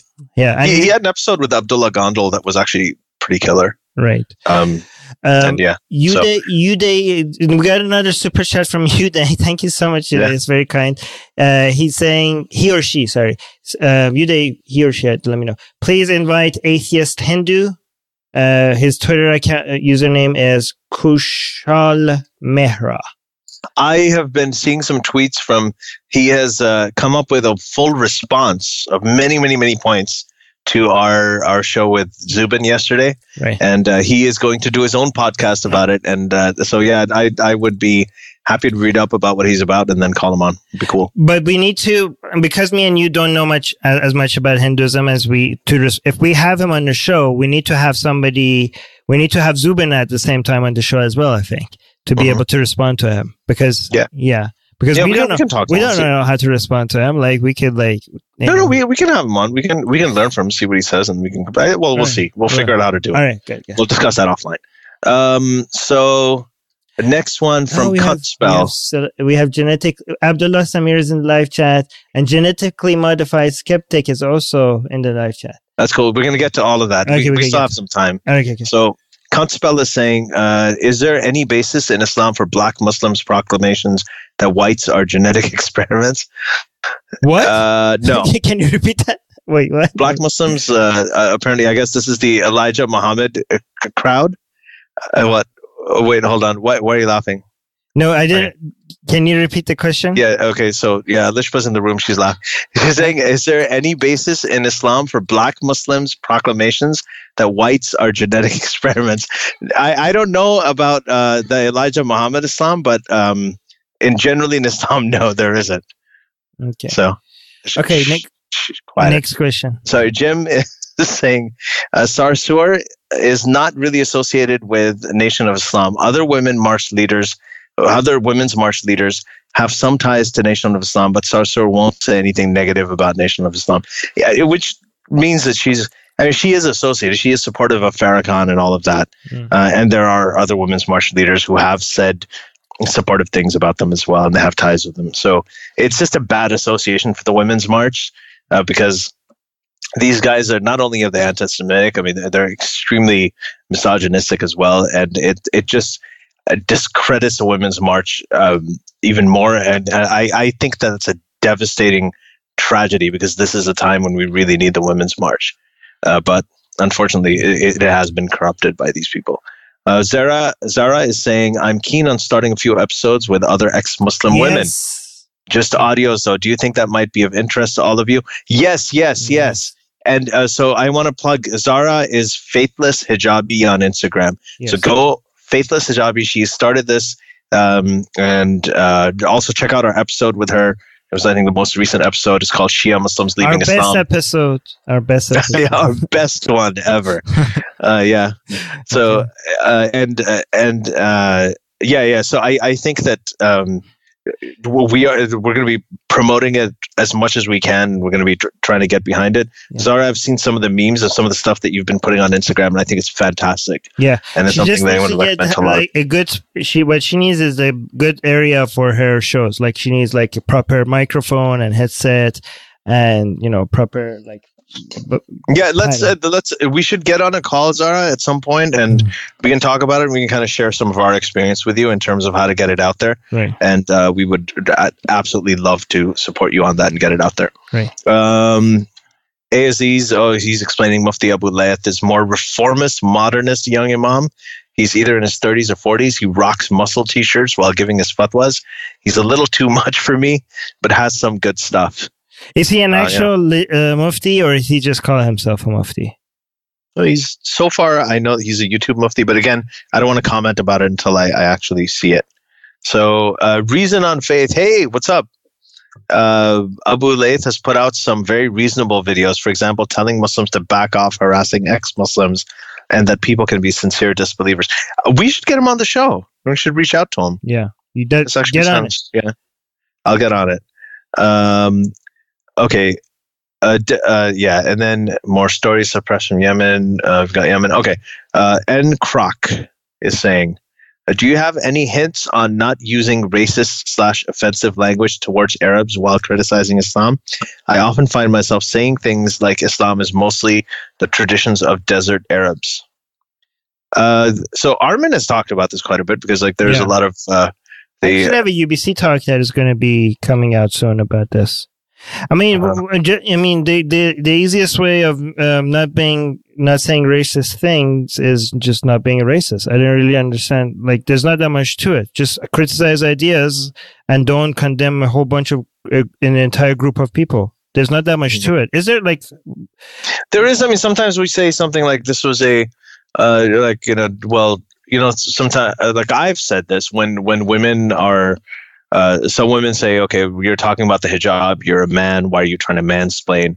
I'm like, okay, so you don't want to take mansplaining from a 21st century person, but you want to be mansplained to by 7th century Arabs. But even if you weren't, but that's a factual statement. Yeah, but it doesn't matter, even if it weren't mansplained from like a 7th century or whatever. I just think like, don't care about things that people had no choice in. Right? Like about their gender, not an issue. Their race, not an issue. Right? Their height, not an issue. Their hair color, not an issue. Their nationality, not an issue. Their ideas, go at it. Right? Things that they had no choice in deciding what it ended up being, just doesn't make any sense to criticize. It doesn't make any sense to even point it out. It should be irrelevant. It should be irrelevant. I mean, it's not irrelevant. That's why we have to talk about it, to make it irrelevant, to point out that they're irrelevant. But I just don't understand this. It doesn't seem that complicated. But Billy B is saying religion poisons everything for all races equally. Well, not sure if it's equally. Yeah. But I'm just looking up this. By the way, that was another super chat. Thank you so much, Billy. Yeah, I'm looking up this thing about the white people being genetic experiments. It's actually, there's some basis to it. So whoever asked that question, thank you. You totally made my night. It's awesome. I didn't even know about that. That's the conspiracy that white people are genetic experiments? No. This is something that apparently is part of the belief of some African-American Muslims. Like the Elijah Muhammad. That white people are genetic experiments. Yeah. So it's going to be... Anyway, I'll read up about that and hopefully we'll talk about it next time. Yeah, let's bring it up. Zara is plugging Faithless Hijabi again, and I am perfectly fine with that. So thank you. I'll mention as many times as needed. Aziz is any good journalist in Yemen you recommend? You already answered that. I answered it. Jimmy is reminding us about the photo of the Syrian boy washed up in Turkey. We talked about that. And okay, so yeah, sorry, I'm some of these questions I'm trying to go in order, so they came up a little while earlier. Uday is saying, do you plan to bring Atish Taseer? I don't. Is Atish Taseer, is he one of related to Salman Taseer? Or I don't know, but yes, not him, but somebody else to talk about the Asia Bibi thing. So Jimmy is saying Nusantara Rising Kamu Orang Indonesia. Okay, so this is something in Indonesian. We need to bring somebody needs to give us a good ex-Muslim or activist to bring on from Indonesia and one from Malaysia. Please recommend somebody good to talk to, because we think that these are countries that have been way too much ignored. Given that Indonesia is the most populated Islamic country in the world, and we don't talk about it as much. I don't think that's right, and I don't think that I don't think we should be ignoring it. But we do need somebody from there with good information to come on the show. Okay, yeah, sounds good. So Alonzo, hey Alonzo, Lonzo saying, given yesterday's podcast on Hinduism and given Hinduism's age and origins, would it be worthwhile to do a podcast on Shinto, since it's also an old ethno-religion and has some parallels with Hinduism? I know a little bit about Shinto. I read it, and I think it's really fascinating. This is the religion of ancient Japan, and it was actually adhered to very, very strongly by people there. So I think that's a great parallel, and we should actually talk about that. Taseer is assassinated Governor Salman Taseer's son. So is that? Oh, so he's another one. So yeah, there's two sons? There's several sons. There's I think he had 3 or 4 kids. So, but we will be. I'll reach out to them. I just don't want to mention it right now because I don't know if they're going to agree. Obviously, they have a lot at stake, so that's why. Zain, okay, Zain, no. Yeah, Sohan is, hey, Sohan, how's it going? Assalamu alaikum. Wa alaikum assalam, Sohan. Sohan. All right, so, Canadian-Saudi relations. Sohan is saying, Ali, did you personally meet the person who wrote the recent article calling you controversial? Oh, so yeah, I'll talk about this. No, I didn't personally meet that person. But I'll let you guys know. So I recently did a talk at University of Toronto, Mississauga. This was on October 2nd. And there is an article in the Varsity, which is the University of Toronto's student newspaper. And the title is The Blurry Line of Controversial Speech. And the subtitle is Ali Rizvi's talk at the recent UTM Snyder lecture is a reminder that free speech, unless inciting violence or hate, must be upheld. Got some disagreements with that here and there, but overall, this was actually a really heartening article. It was written by a Muslim student. So the UTM has a huge Muslim population, lots of Muslim students. When I was invited to talk there was a lot of controversy. A lot of them went up to the administration. They said that they didn't want me there. They thought that the stuff I said was insulting to Islam and it would be offensive to them and it would be Islamophobic and so on. The university, to their credit, stood their ground, and they said, "No, we want to have a free exchange of ideas," and they stood up for free speech. This is very different from the University of Toronto in actual Toronto last year, who, when I had an event there with Sarah Hayter and ex-Muslims in North America, they canceled it. They actually pulled out of it last minute. So So I was actually very encouraged that this happened. And now what she did was she wrote an article. I'll put a link to the article in the description as well. And she said that I'll quote some parts of it. Such a predicament occurred last Tuesday. This is a Muslim woman, right? Yeah, this is a Muslim woman. Her name is Sharmeen Abadi.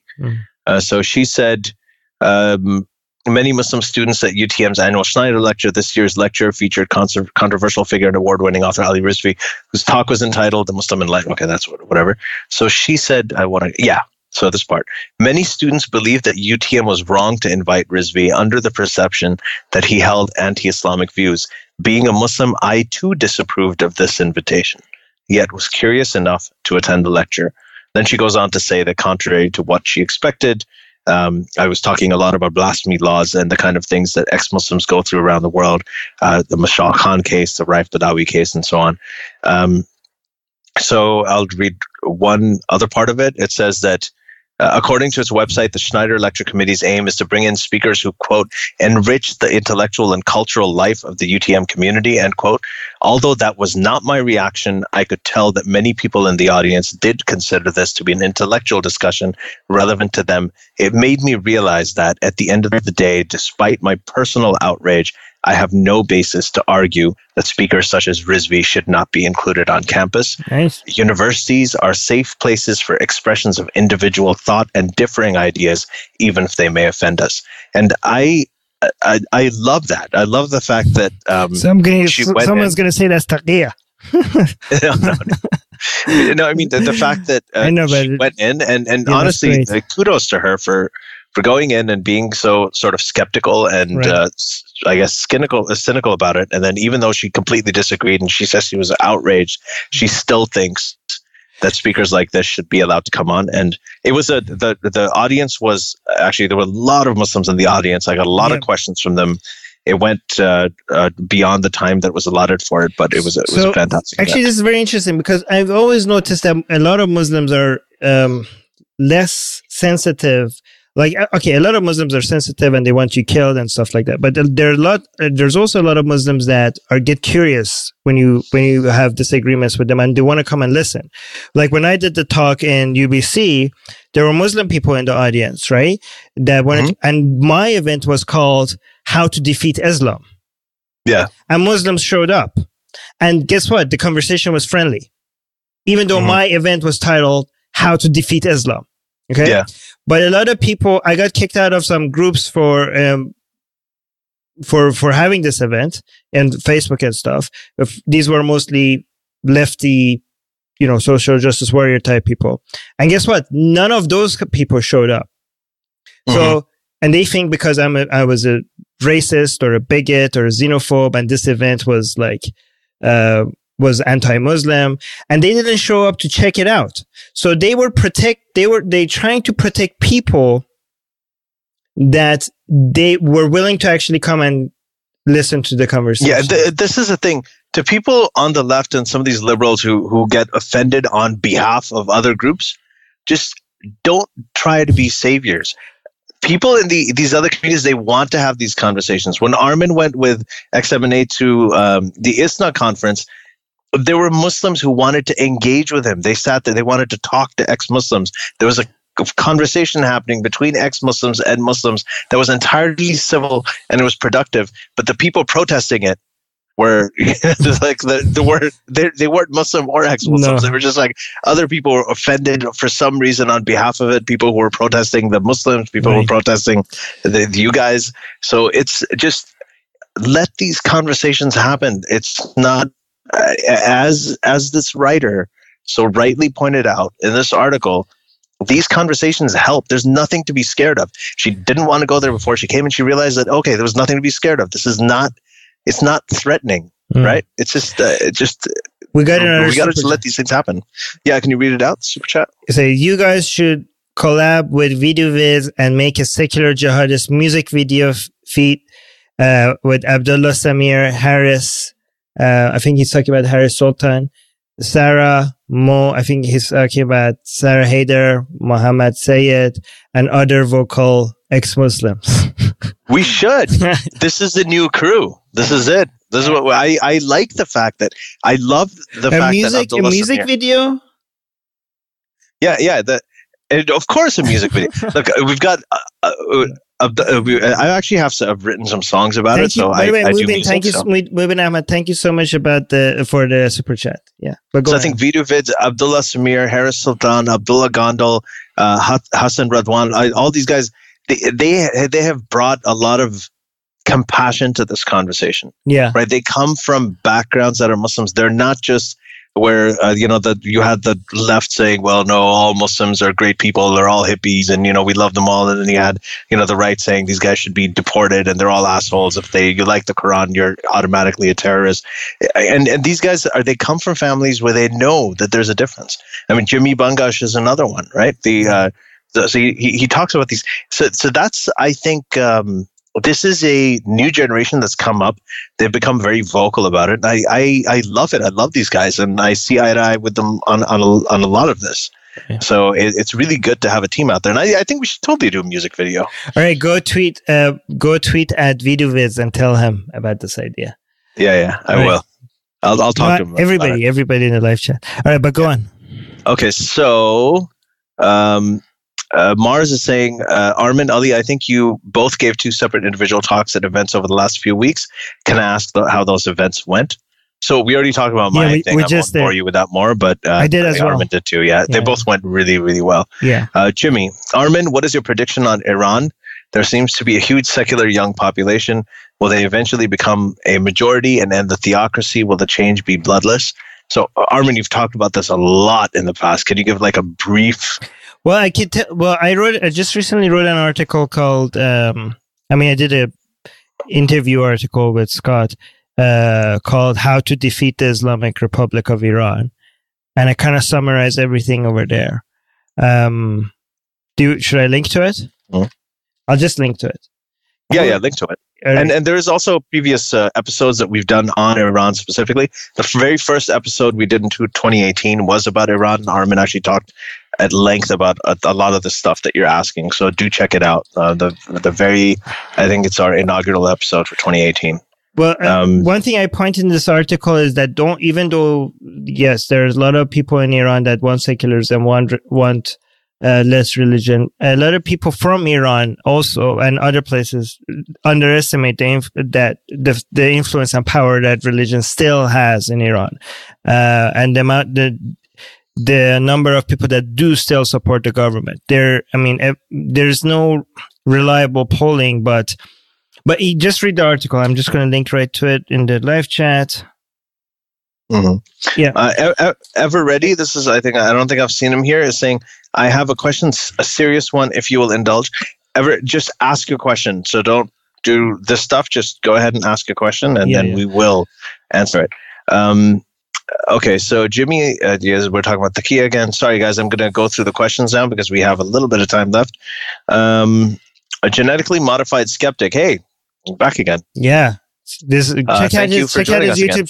Check out his YouTube. I know, I subscribed. Yeah, he's very good. He's very good. Yeah. So he's asking, what can I make a video about right now that will help the cause of ex-Muslims and defeating Islam? That's a really good question. I think that we'd have to think about that, maybe talk about it offline. And what video to help the cause of ex-Muslims? Yeah, I think that one of the things that I have found is really powerful and it worked really well in. So one of the things I did in my talk when I talked about the Muslim Enlightenment is I showed all of the headlines from the BBC, New York Times, all these like major papers about the ex-Muslim movement, ex-Muslims rising, how in The Economist, 23% of American Muslims have left the religion, so on. So those numbers, and then I showed all of the ex-Muslim because tweets. Remember that hashtag ex-Muslim because? Right. Showing all of these ex-Muslims around the world talking about why they left Islam. And that, if you can have accounts of different people who have left Islam, they're talking about why they left it, that I have found to be the single most powerful message out there, because then other ex-Muslim people look at it who've had doubts, who are closeted, they think that they're not alone. And for everybody else, like the Muslims, they realize, wow, this is a thing. This is an option. These people are doing it. I think one thing you could do is to compare the ex-Muslim movement with the reform movement, and to debunk, because I think a lot of people that are afraid of Islam or they want less Islam on the planet, basically sane people, they put their hopes and investments and resources on Islamic reform, which is basically taking attention and resources away for where it actually matters, which is the ex-Muslim movement. So I think comparing the two movements and their influence and their hopes that each one of them has, and basically showing how much faster the ex-Muslim movement is growing and how much more influential it is, and how much the reform movement is just like a false hope for something that is never going to happen. I think that will maybe convince a lot of people to refocus their attention from reforming Islam to actually encouraging more and more people and giving voice to people that are actually leaving Islam. Yeah. So I'm going to go through some of these are comments, and now I'm just going to focus on questions, guys. Normally I would read your comments, but I'm going to go into this. So Denizen Engineer is saying, I want to ask a question. Why Sood chose the Turkey for so spelling error. Why did the Saudis choose Turkey for killing a journalist? Have you any guess? Well, because he was there. Yeah, he was there. He was living there. His fiance was Turkish. Yeah, and he wanted to get papers. Yeah, for the divorce. He was going to the Saudi consulate for a divorce for getting from his wife so that he could marry. Oh, wasn't he getting marriage papers or trying to get? Oh, yeah. Well, because he was married to a Saudi woman, I think, and he was trying to get divorced from her so that he could marry this Turkish woman. Okay. I think, okay. Yeah. Got it. Correct me if I'm wrong. Yeah. Okay. Yeah. It was that, or he was getting it there to get some papers. Either way. Yeah. Everybody is saying you misunderstand the concept of taqiyyah is not explained as taqiyyah. The truth being all Muslims lie, because they are told to lie for the greater good Islam. That's not true. That's nonsense. It's just nonsense. It's not. When you hear people talking about taqiyyah, 99% of the time, it's bullshit and they don't know what they're talking about. Yeah. Generally, Okay. most Muslims don't know what taqiyyah is. Who said this in the live chat? This is Everready. I was a Muslim. And when I was a Muslim, I had nobody told me about taqiyyah. Okay. I was Muslim for many, many years. We had Islamic teaching in school. We were being brainwashed about Islam. I had no fucking idea about taqiyyah. Okay. I learned about taqiyyah as an ex-Muslim rather than as Muslim. And we were never told that we should be lying all the time. We were never told that, in fact, they were saying lying is a sin. So I don't know where you're getting that from. Yeah. So anyway, we have to run through this really, really quickly. Again, we're just going to go through the questions. There's a lot of conversations happening here, which is amazing. Adil is saying that Zubin was awesome yesterday. I agree. I think he was really good. Matt from Saudi Arabia. What do you think of the legalization of marijuana in Canada? And do you smoke it? Hashtag 420. Armin, are you a pot guy? I tried it so many times, and THC has zero impact on me, and people think I'm bullshitting them, but I tried it so many times and it doesn't make me high. And I looked it up. Eventually, it seems like there's 3% of the population that are immune to THC. I mean, it's not, and it's just THC. Like, I've tried other things. I tried mushrooms, and that has an impact on me. Alcohol has an impact on me, but THC, it just doesn't get me high. Like, I tried, I smoked it. I used a vaporizer. I ate cookies. Like, my brother he smokes pot a lot. You've put in a lot of effort. Well, it tastes really good and it smells really good, right? So I was like I ate like 5 or 6 cookies at one point, and people were like so amazed that it's not having any impact on me. Like, they were getting fully baked with just half a cookie, and I was just eating them, and they were like, well, if it's not doing anything, you're stop fucking wasting them. I'm like, but it tastes good. So I like the smell and taste, but it doesn't make me high. Yeah, no, I've done it sometimes, but I'm not a frequent user. It wires me up too much. Right. Gets my brain way too active, so I prefer sort of dulling down. Isn't it supposed to do the other thing? Isn't it the other way around? No, your brain, you just start thinking, you start wandering, you start getting all these ideas. It's a lot of fun. I think it's really good for. So I'm missing out. I think I'm missing out. Yeah, but I start feeling really like my heartbeat becomes really fast and stuff, and I can feel that. So I don't love it, but I'm glad it's legal. I think I'm happy about that. And congratulations, Canada. We legalized it today as of the day of this recording. I'm hoping that's going to bring a lot of tourism money to Canada. Yeah. I hope so, especially from the US. Because if we don't build a big, beautiful wall on our southern border, a wall made out of weed. Yeah, so I think they're talking again about yesterday's episode. Some people are talking about bringing in other guests, and that's duly noted. Thank you for the feedback. And a genetically modified skeptic, you're getting another compliment from Mars. He seconds Reason on Faith. Your videos are great. It's nice to see you here. Matt is saying that Saudi Arabia contributed feminist values, like women are known to have half a brain of a man. Yeah, I know, unfortunately. Okay, so again, just looking for questions now, guys. Nusantara saying, how true is a statement that Khomeini forced the hand of the Saudi and other Arab groups who were liberalizing in the 1970s to cede to Wahhabi more power? Cede more power to the Wahhabis. It's kind of true, but I don't know if it could be forced. It influenced them, but I don't know if it forced them. They just got really paranoid. Again, explaining things doesn't mean they were excusing it. I think forced is a little bit going overboard with it. They could have chose to not do it, but I think they felt like, because remember when Khomeini came to power, at first Muslims around the world didn't see this as a Shia uprising. They saw this as an Islamic uprising, right? And Khomeini was a hero in the Islamic world. It was an Islam. This is at a time, remember, that Islam is seen as weak. The West is seen as powerful.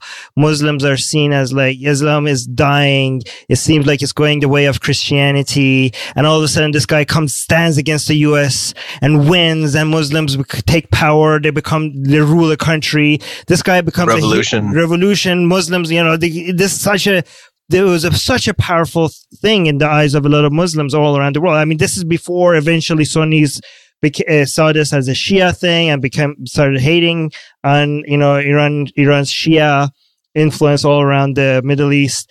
At this time, he was a hero. And this anti-monarchist attitude became very popular. And guess what? Saudis are monarchists.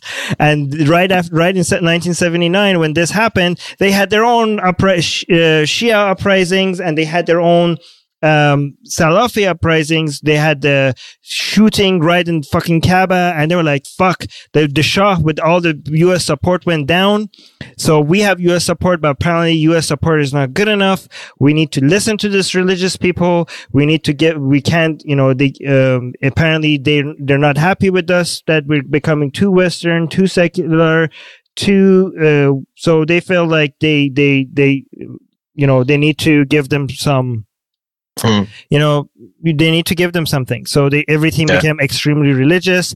And also, it's not just things going backwards in Saudi. So this is, the Saudi Arabia is the marriage between two families from the very beginning. The house of Saud versus with the house of Wahhab, right? So the house of Saud is basically all the money, all the capitalism, all the investing, all the oil.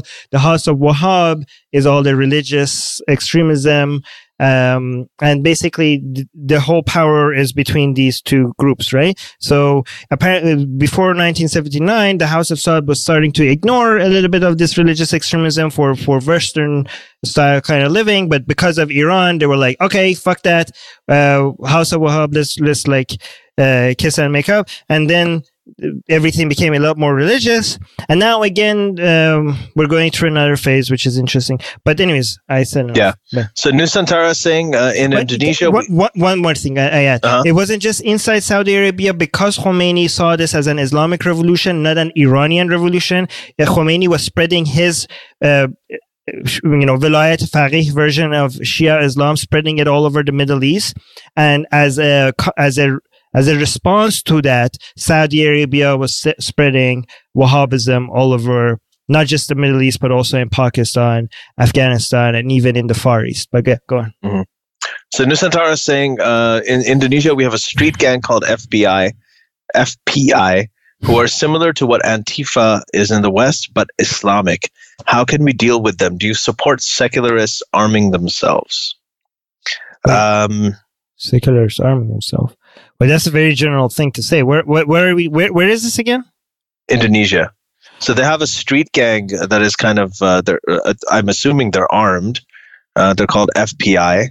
And he's saying that how can we deal with them? Do you support secularists arming themselves? I think that if you have to fight back and if the other side's armed, they're out to kill you, then yeah. I think we need to know more about the specifics of the situation. Yeah, this thing about guns. Look, when I lived in Pakistan, we had guns in the house. Like we had. Doesn't studies show that having guns actually makes it more likely that you're going to get shot? I mean, that depends. So if you're in a society where the chances of someone breaking into your house are very low, then yeah, the chances of the gun going off by accident in your house are more. Even if somebody breaks into a house, if they're coming with the gun, they're not necessarily coming necessarily with the intention to kill you. But if you pull a gun, now it's going to turn into a gunfight. No, our house was actually broken into by the Taliban. What? Holy shit! You never told me that. This is around when was it? Like 1996 or something. So we had a joint house. There were two houses in the same that were connected. Like imagine this story. That's crazy. Yeah. So my aunt was living in one house and we were in the other. And then her family, the Taliban broke into their place. So we shut our gate. And my sister and my brother were kind of watching everything from the window into the other house. And what they did was, so one of the things they did was they stole my cousin's guns. So they did do that. So you're right. That can be dangerous. They had his daughter at gunpoint. They did all kinds of people that broke in stole the guns that you had and used it against them? No. They didn't use it. They were just stealing guns. They wanted to take them and keep them. Oh, right. So but they had their own weapons, and they did hold everybody at gunpoint. They kicked my cousin in the head, all that stuff. But then, my cousin, he had one gun that he used to keep by his bedside that they didn't see, and when they were running away, he shot them. And then they went to all the different hospitals to see where he was, and they found him, and they were able to arrest him and all that stuff. So that's crazy. And they did get scared away by the gun. Right, but that's crazy, and I'm surprised you never told that story until now.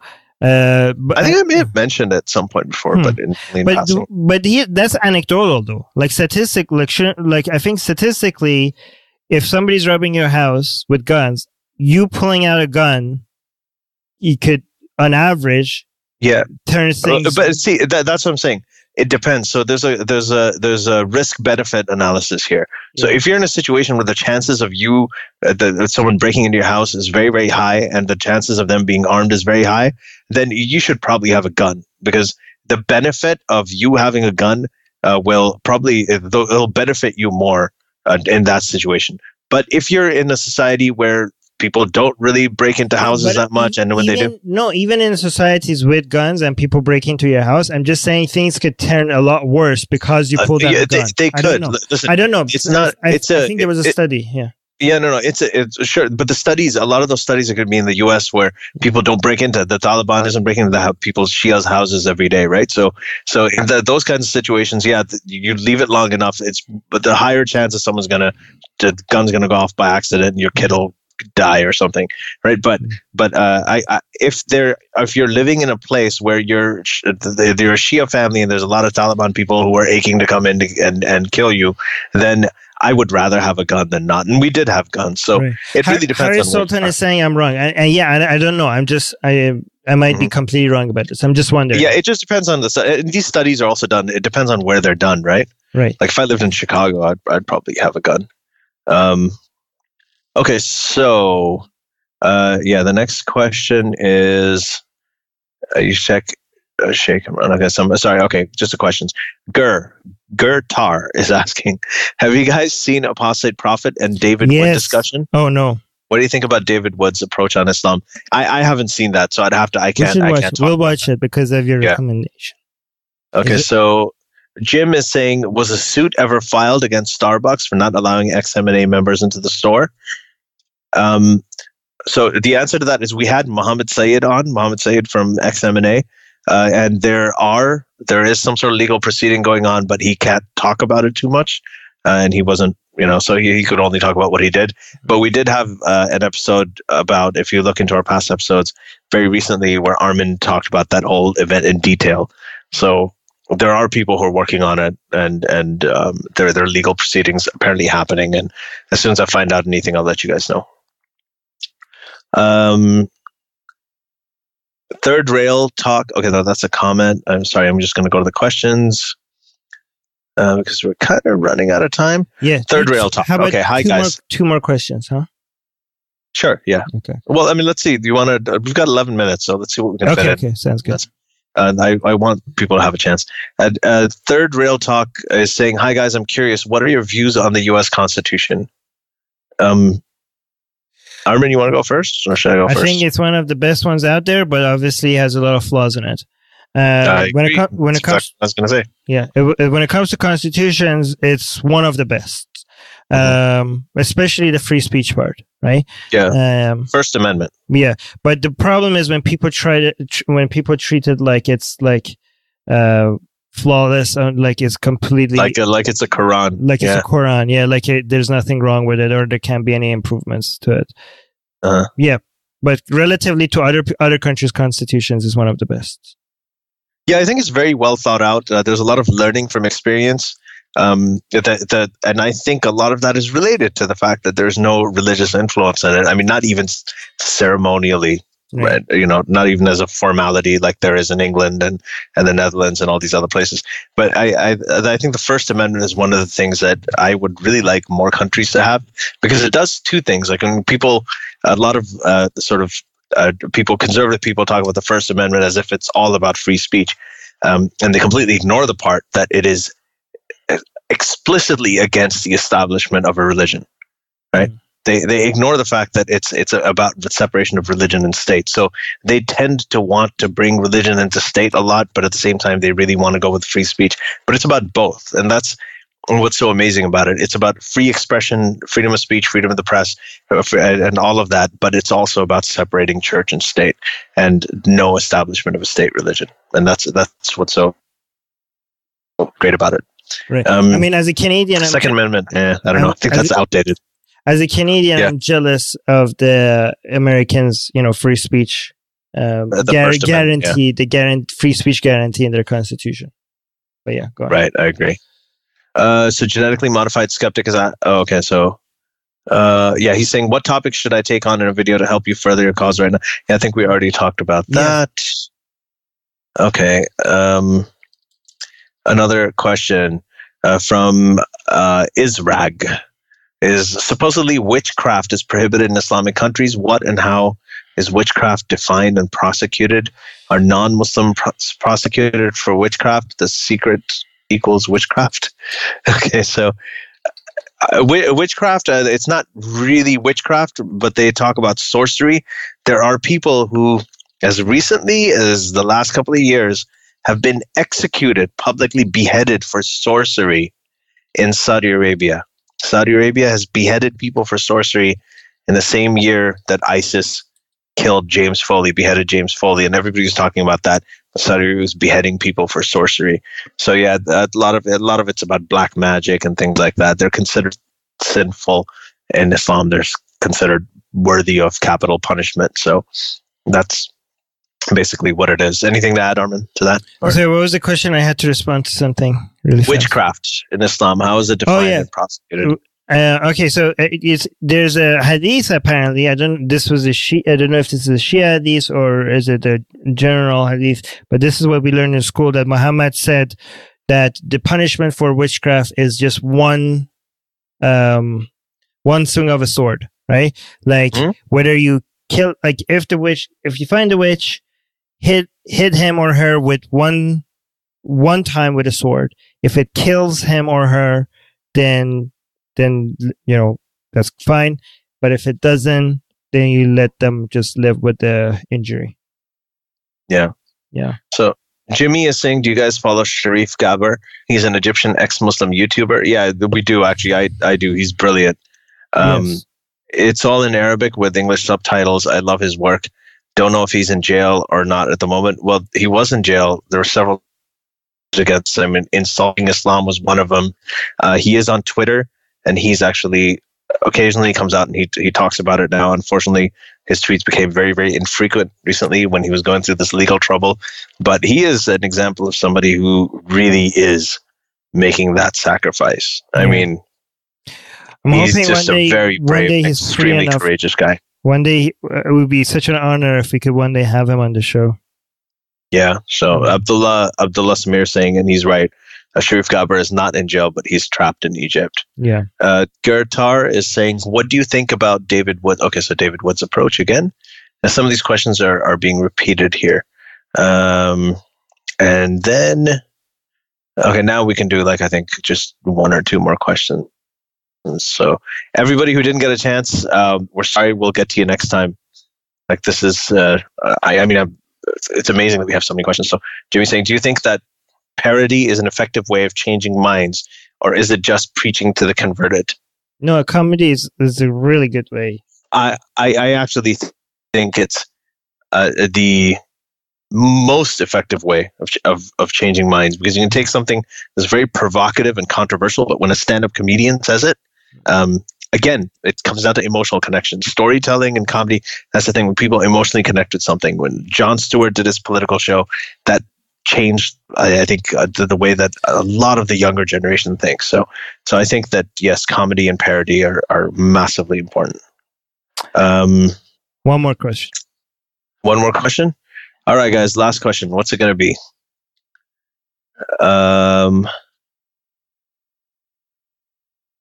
Oh, shit. Sorry, guys, I lost my place. I'm trying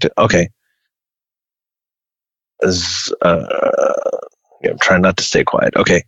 I think this is I'm just going to comment on something Zara said, and how about that?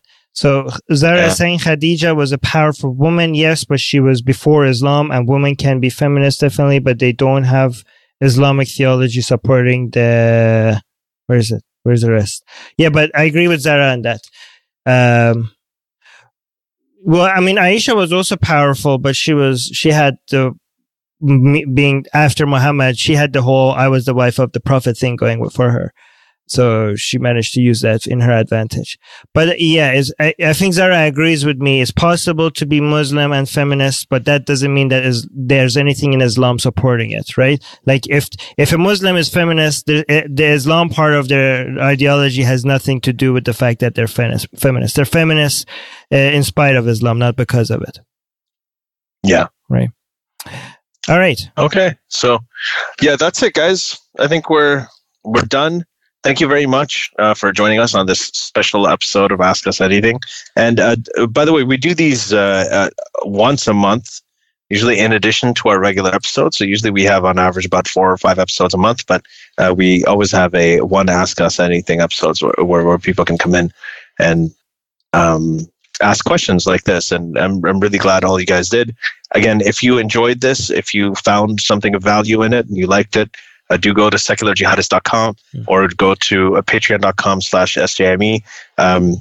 If you can't become a patron, then give us ratings on iTunes. Give us go subscribe to the YouTube channel. Share this stuff on your timelines. Whatever you want to do, but just get the word out there. Mike is saying, "Live long and prosper." Beach is saying, thank you, Ali and Armin and all the chatters. Cheers. Yeah, everybody in the live chat, Zara, Jimmy, Beach, Moose, Mike, Nusantara, you guys are awesome. Who else? Oh, Harris Sultan, Genetically Modified Skeptic, John, Mubin, Billy, Mubin, Uday. Thank you guys, all of you guys. And the super chats, thank you so much for that. Again, it's amazing that our live chat is really great. So thank you all always for Jimmy saying thank you guys. Robert is saying I'm awesome. Yes, you are. Oh, and Matt from Saudi Arabia. Thanks much. He's saying thanks, mashallah. By the way, Matt, thank you so much for being here and giving us your perspective. It's very much needed. Zara K, mummified. Okay, bye guys. Bye. Okay. Faithless hijabi on Instagram, everybody. Yes. John is saying thanks. Cheers. All right. Bye. All right. Bye-bye. The secular jihadists have been made possible thanks to the Illuminati and the covert support of Israel and the CIA. That's what we have been told, but we haven't received our checks yet. If you like what we do, please support us. Share the podcast with your friends. Write and tweet us with topic and guest suggestions. Or head over to secularjihadist.com and give $1 or more for exclusive access to live video. Have your questions read and answered on the air and more. Till next time, may the flying spaghetti monster be with you.